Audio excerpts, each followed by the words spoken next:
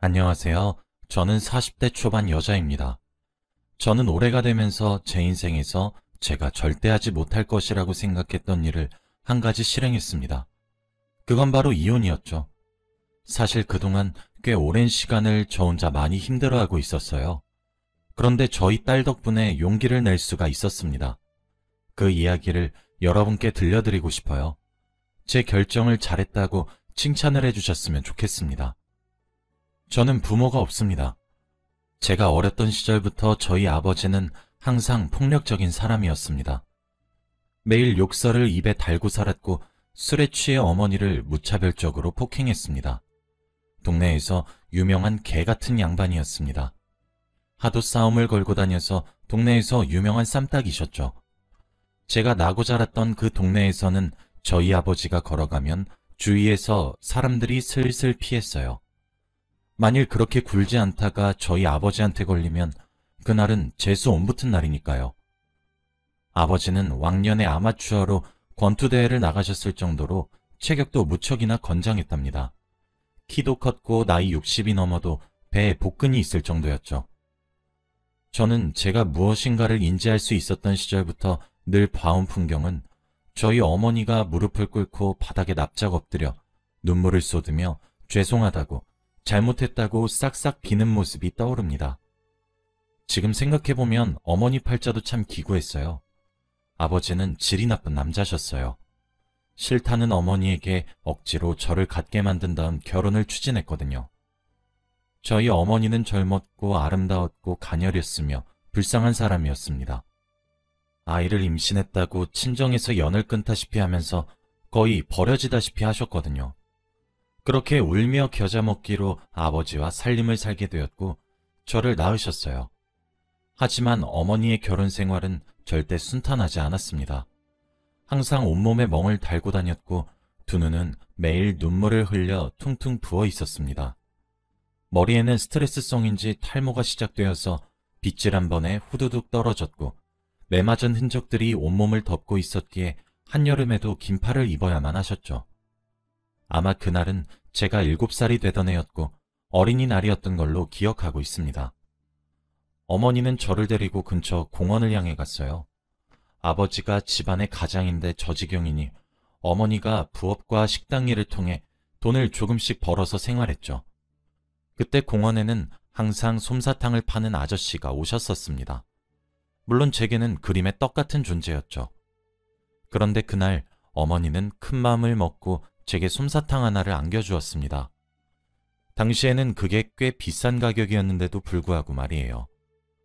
어머니는 그동안 돈을 아꼈던 것인지 뭔지 제게 솜사탕도 사줬고 시장에 데려가 제일 비싸고 예쁘고 좋은 옷을 여러 벌 사주셨습니다. 사탕도 사주셨고 뽑기도 시켜주었죠. 제게는 그날이 너무 선물 같은 하루였고 잊혀지지가 않았어요. 그리고 어머니는 저를 꼭 안아주시며 사랑한다고 말해줬죠. 저 때문에 지옥 속에서 숨을 쉬고 살았는데 자신이 이기적인 사람이라 이렇다고 미안하다고 하시면서 저를 꽉 안아주었습니다. 숨 쉬는 것이 불편할 정도로 말이죠. 어머니는 그러고 난 이후 저를 집에 데려다 주셨어요.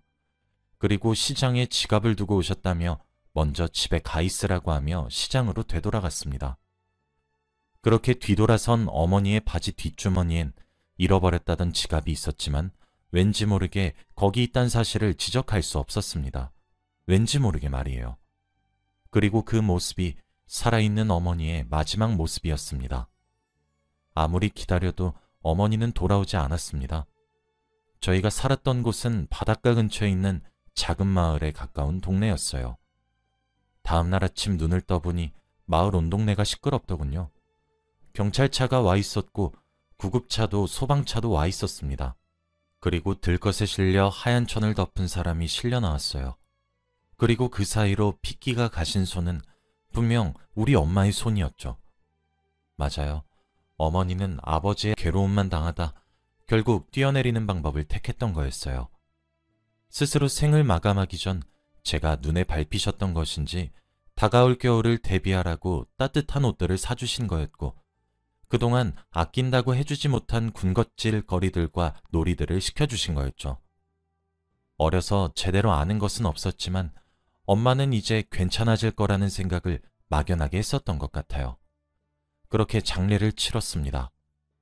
어머니의 부모님으로 보이는 분들이 와서 아버지에게 욕이란 욕은 퍼부으셨죠. 하지만 아버지가 더 난 놈이었어요. 눈을 뒤집으며 장인장모에게 달려드니 어쩔 도리가 있나요? 제 외조부 되시는 분들은 저를 딱하게 쳐다보셨고 아버지 몰래 눈을 피해 주소가 적힌 쪽지를 건네주시며 힘들면 이곳으로 찾아오라고 하셨어요. 그리고 저는 그 어린 나이에 본능적으로 쪽지를 숨겼고 보물상자에 꼭꼭 숨겼습니다. 어머니가 돌아가셔도 저희 집의 일상은 별로 달라지지 않았어요. 무릎을 꿇고 바닥에 납작 엎드려 싹싹 비는 주체가 어머니에서 저로 변경된 것을 제외하고 말이죠. 기절하기도 했어요. 술에 취해 난동을 부리는 아버지에 피해 늦은 밤에 집을 뛰쳐나오기도 수십 차례 했죠. 저는 그렇게 불쌍하게 자랐습니다. 제가 많이 불쌍했던 것인지 동네 어르신들께서도 저를 참 많이 보듬어 주셨습니다. 새벽에 제가 내지르는 비명에 경찰을 불러주시기도 하고 비명을 지르며 뛰쳐나오는 저를 집에 들여서 재워주시고 밥을 차려주시기도 하고 초등학교에 가야 하는 것도 알려주셨고 가방이며 뭐며 십시일반으로 저를 도와주셨습니다. 그렇게 입에서 불을 뿜던 아버지는 제가 초등학교를 졸업하던 해에 술에 취해 비틀거리며 길을 걷던 고요한 새벽 발을 엇디뎌 논두렁에 빠졌고 논에 채워진 물로 인해 아주 허무하게 익사해 죽었습니다. 그렇게 저는 부모를 잃었어요. 그때부터 혼자 살아가야 했죠. 하지만 이제 초등학교를 졸업한 어린아이가 험한 세상을 살아가기엔 매우 벅찼습니다. 그때 문득 어머니 장례식에 받은 쪽지가 생각났고 집에 있는 돈 없는 돈 다 긁어모아 쪽지에 나온 주소를 향해 무작정 찾아가서 외가댁에게 몸을 의탁하기를 부탁했어요. 그렇게 불쌍하게 자랐습니다.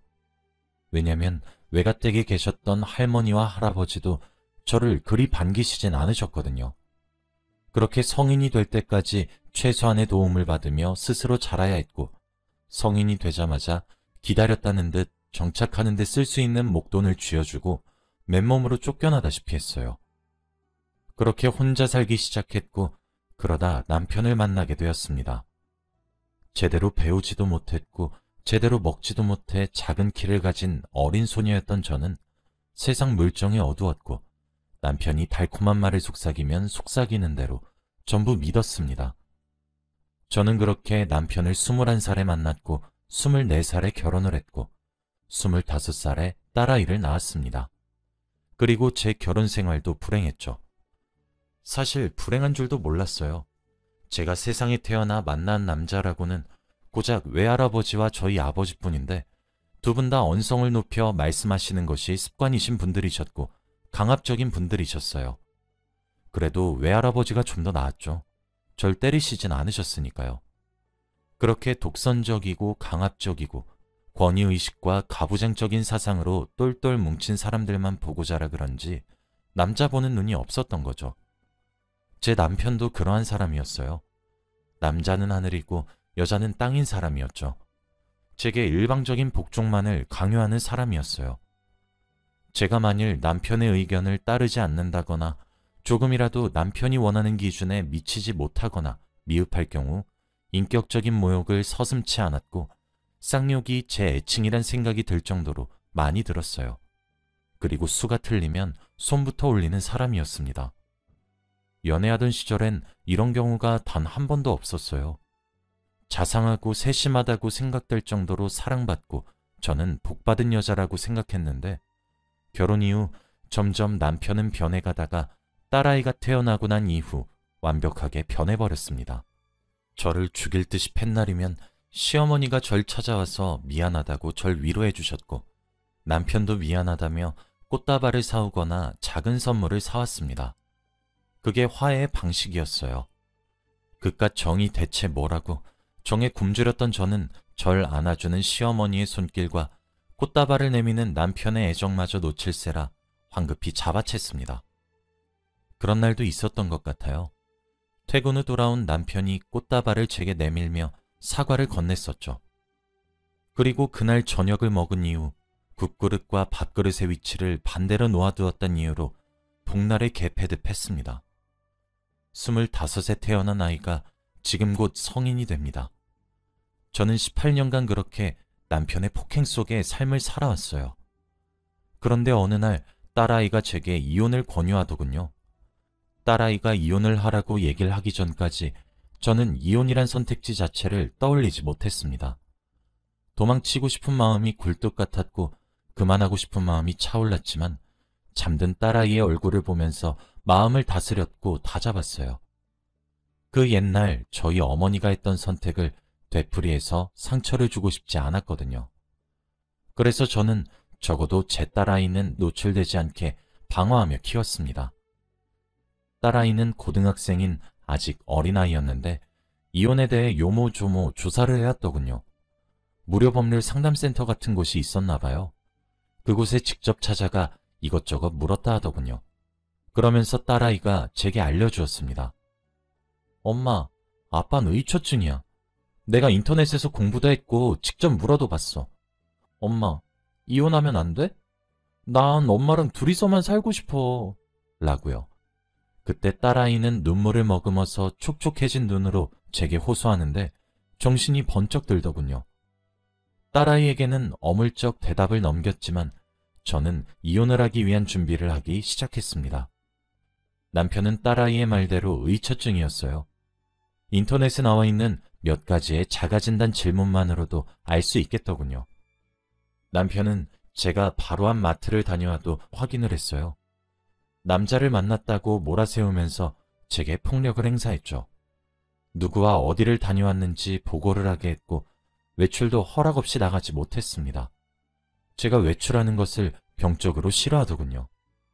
대중교통을 이용해서 조금이라도 정해진 시간보다 늦게 들어오면 어떤 놈이랑 있다가 왔냐고 소리를 버럭 질렀습니다. 제 휴대폰에 위치 추적 어플을 설치하기도 했고 집에 CCTV를 설치하기도 했죠. 제가 남편의 입안에 혀처럼 굴지 않는 날은 제 입에서 비명소리가 반드시 나왔으니까요. 그렇게 인터넷으로 검색을 하는데 하나의 글귀가 눈에 들어오더라고요. 맞고 사는 엄마를 보고 자란 딸은 때리는 남편을 만나는 팔자를 살게 된다 라는 말이었어요. 그때 뭔가 머리를 댕 하고 치는 듯 했어요. 실제로 맞고 살았던 엄마를 보고 자란 제가 맞고 살았으니까요. 그래도 저는 딸아이만큼은 노출되지 않게 발악하듯 애썼습니다. 그중 하나가 딸아이를 밖에서 계속 학원에서 학원으로 돌리는 거였습니다. 집에서 잠만 잘 수 있게 말이에요. 그 외 시간에 집에 있으면 좋지 못한 꼴을 보게 될 테니까요. 그래서 저는 딸아이의 학원 스케줄만큼은 고집을 부렸습니다. 남편도 이 부분만큼은 제게 져줬어요. 그리고 남편도 딸아이가 집에 있으면 제게 손을 올리지 않았죠. 저 그렇게 불쌍하게 살았어요. 그렇게 꽤 며칠간의 인터넷 검색을 통해 여러 자료를 모았고 저는 이혼을 결심했습니다. 딸아이가 제일 마음에 걸렸어요. 딸아이에겐 손찌검을 하지 않았지만 저희 아버지처럼 아내의 부재에 의한 화가 딸아이에게로 화살을 돌릴까 염려되어 딸아이 학교에 전화를 해서 다급히 조퇴를 시켰습니다. 그리고 집에 있는 비상금 통장을 들고 은행에 가서 안에 있던 500만 원을 전액 현금으로 찾았습니다. 딸아이에게 휴대폰에 깔려진 위치 추적 어플을 삭제하는 것을 부탁했고 제가 사용한 인터넷 기록도 삭제하라고 시켰습니다. 그리고 딸아이와 저는 간단히 짐을 꾸리기 시작했습니다. 딸아이는 기다렸다는 듯 착착 짐을 챙겼어요. 그렇게 나이 40을 넘어 저는 처음으로 일탈을 했죠. 처음으로 자유를 맛보았죠. 우린 아주 멀리 떨어진 곳에 있는 여관을 향했고 장기 투숙을 시작했습니다. 딸아이의 학교의 사정을 말했고 아이를 당분간 학교에 보내지 못하겠다 했어요.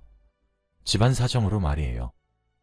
그렇게 딸아이만 여관에 두고 저는 변호사 사무실을 찾아갔습니다. 계속 참을 버릇만 했고 참아야만 해서 묻어내진 줄 알았는데 제 이야기를 들으며 그동안 고생이 많으셨겠다고 따뜻한 위로의 말을 건네는 변호사님의 한마디에 18년간 참아온 서름이 봇물 터지듯 터지더라고요. 따로 증거를 모을 필요가 없었습니다. 그뿐 아니라 경찰 신고 횟수의 누적된 기록과 제 병원 치료의 진단서 등등 굳이 자료를 모으지 않았음에도 불구하고 증거가 차고 넘치더군요. 변호사님은 CCTV와 위치 추적 어플 이야기를 듣고 이 부분에 대해 증거에 대해 고민했지만 그 부분은 저희 딸아이가 준비했더군요. 대체 어느 틈에 CCTV를 설치하는 자신의 아빠의 모습을 촬영한 것인지, 그리고 위치 추적 어플을 삭제하라고 했던 순간 딸아이가 그것들을 동영상으로 보관했더군요. 그렇게 이혼 소송은 급하게 진행이 되었습니다. 딸아이에게 신신당부했어요.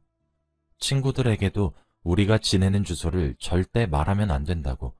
그럼 우린 끝이라고 말이에요. 그리고 법정에서 남편을 만나게 되었습니다. 법은 제 편을 들어주었습니다.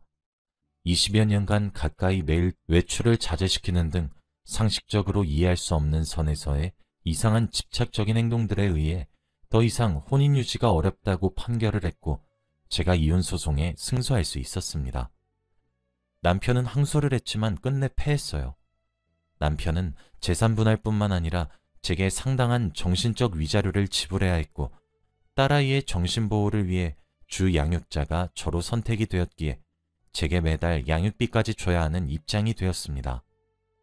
남편은 법정에서도 제게 이년저년하며 화를 냈고 욕설을 뱉었고 달려들려고 했어요. 자동으로 몸을 움츠리는 저를 보시더니 변호사님은 안심하라는 듯 웃어주시며 접근금지 처분까지 함께 받아내 주셨습니다.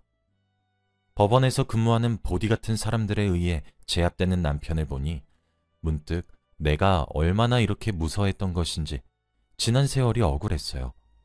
재산분할과 위자료의 액수가 제가 생각했던 것보다 꽤나 큰 금액이 들어왔고 저는 그 돈으로 저와 딸아이가 둘이서 살기 딱 좋은 빌라를 하나 구매했어요. 저희가 살던 지역이 아닌 다른 지역에 말이죠. 이사를 하는데도 딸아이는 미련 하나 없더군요. 아마 제 학창시절처럼 딸아이도 이런저런 소문에 휩싸여 마음고생이 심했겠거니 짐작만 할 뿐이에요. 저희 모녀는 새로 이사 온 동네에서 지금 반년째 아주 적응을 잘하고 있습니다. 어차피 연고도 없었던 저였기에 쓰던 휴대폰은 버렸고 새로운 번호로 바꿨어요. 딸 아이도 새로 전학 온 학교에서 잘 적응하고 있는 것 같습니다. 그리고 저는 일도 시작했어요. 비록 식당에서 설거지라는 알바긴 하지만 그래도 목돈으로 받은 위자료와 재산분할금은 웬만하면 손대지 않으려고 하거든요. 저희 딸아이 대학 등록금도 필요하고 결혼자금도 필요하니까요. 저는 자식을 구해주는 사람이 부모라고 생각했는데 부모를 구해주는 것도 자식이 해준다는 생각이 요즘 종종 들고 있습니다. 18년 만에 처음으로 불안에 떨지 않고 푹 자봤고 욱신거리는 고통 없이 침대에서 일어났어요.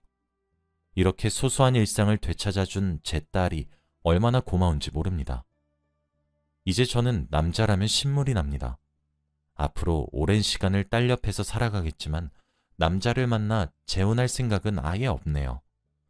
여기까지가 제 이야기였어요.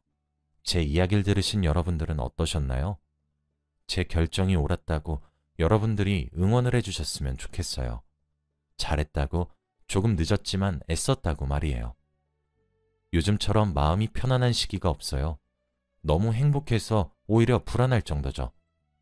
딸아이의 권유로 저희 모녀는 심리치료도 함께하고 있습니다. 딸아이는 아직 제 눈에 어린아이처럼 보이는데 이런 걸 어떻게 알아오나 싶어요. 빨리 철들게 만든 것 같아 무척이나 미안하네요. 저희 모녀는 앞으로도 씩씩하게 잘 살아가도록 할게요. 제 이야기를 끝까지 들어주셔서 고맙습니다. 이렇게 속을 터놓고 나니 속이 시원해져서 기분이 좋아지네요. 여러분들도 오늘 하루 기분 좋은 마무리 하시고 좋은 꿈 꾸세요. 감사합니다.